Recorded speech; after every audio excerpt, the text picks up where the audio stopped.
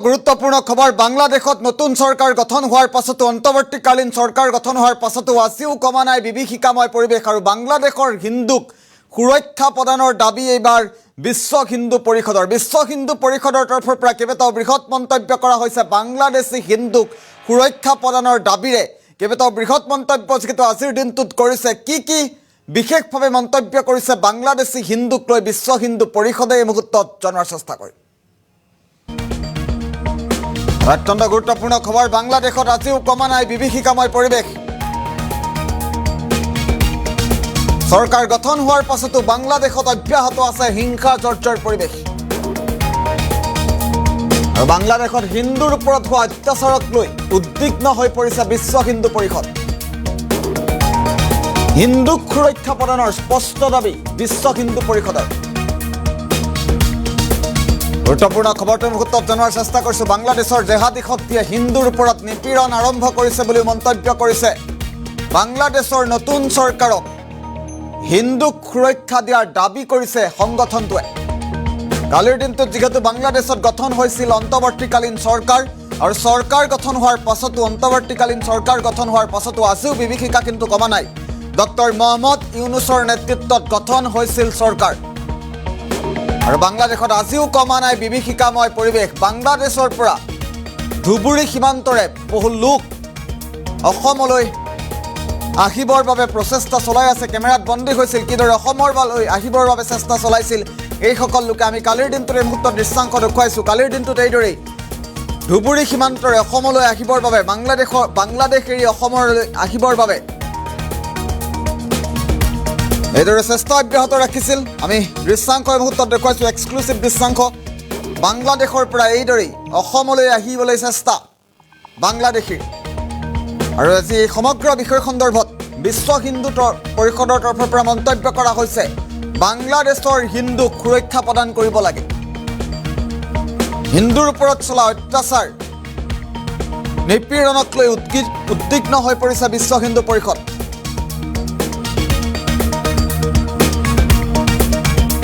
আৰু হিন্দু বাংলাদেশীক সুৰক্ষা প্ৰদানৰ দাবীৰে বিশ্ব হিন্দু পৰিষদৰ তৰফৰ পৰা আজিৰ দিনটোত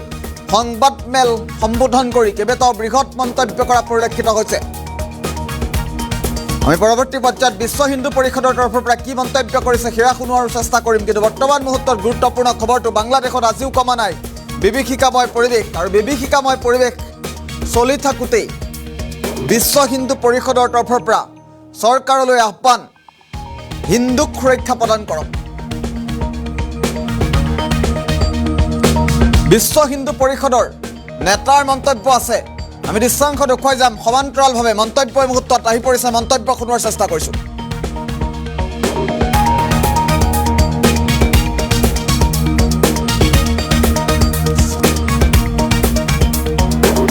বাংলাদেশৰ বহু সংখ্যক হিন্দু আহি থিয় হৈছেহি কিন্তু আমাৰ চৰকাৰে সুন্দৰ ব্যৱস্থাৰে আমাৰ সীমা এতিয়াও চিল কৰি থৈছে যাতে কোনো ধৰণৰ তাত ভয়বিত হৈ মানুহ আমাৰ ভাৰতবৰ্ষত প্ৰৱেশ কৰিব নোৱাৰে কাৰণ এটা সময়ত বাংলাদেশত 32% হিন্দু আছিল আৰু এই 32% হিন্দুৰ এনেকৈ পলায়নবাদী মনোভাৱ লৈ আজি 8% হৈছে গতিকে মনোবল বৃদ্ধি কৰাটোতো আমি মানসিকভাৱে সীমামূৰীয়া দেশখনক আমি সাহস যোগাব লাগিব আমাৰ হিন্দু সমাজত আৰু বিশ্ব হিন্দু পৰিষদেও বাংলাদেশত য'ত পূৰ্ণাস্তি কাম কৰি আছে গতিকে আমি ভাবিছোঁ এতিয়া নতুন চৰকাৰ আহিছে তেওঁলোকে গোটেই বাতাবৰণ সুস্থভাৱে নিব বুলি আমিও আশাবাদী আৰু আমাৰ তাত যিসকল হিন্দু জনসাধাৰণ আছে সকলো যাতে আকৌ আগৰ নিচিনাকৈ তেওঁলোকে সুন্দৰভাৱে জীৱন যাপন কৰিব পাৰে তাৰ ব্যৱস্থা কৰে সেয়ে আমি আমাৰ সমাজ ব্যৱস্থাৰ যিটো গাঁথনি সেই গাঁথনি যাতে ধ্বংস নহয় তাৰ প্ৰতি দৃষ্টিগোচৰ ৰাখিবলৈকো আমি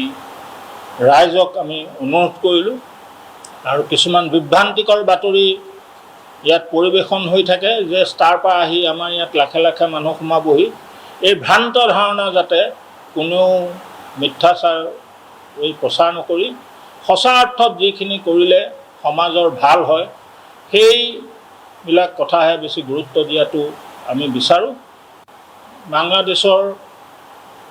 বহু সংখ্যক হিন্দু আহি সীমা আহি থিয় হৈছেহি, কিন্তু আমাৰ চৰকাৰে সুন্দৰ ব্যৱস্থাৰে আমাৰ সীমা এতিয়াও চিল কৰি থৈছে, যাতে কোনো ধৰণৰ তাত ভয়বিধ হৈ মানুহ আমাৰ ভাৰতবৰ্ষত প্ৰৱেশ কৰিব নোৱাৰে। কাৰণ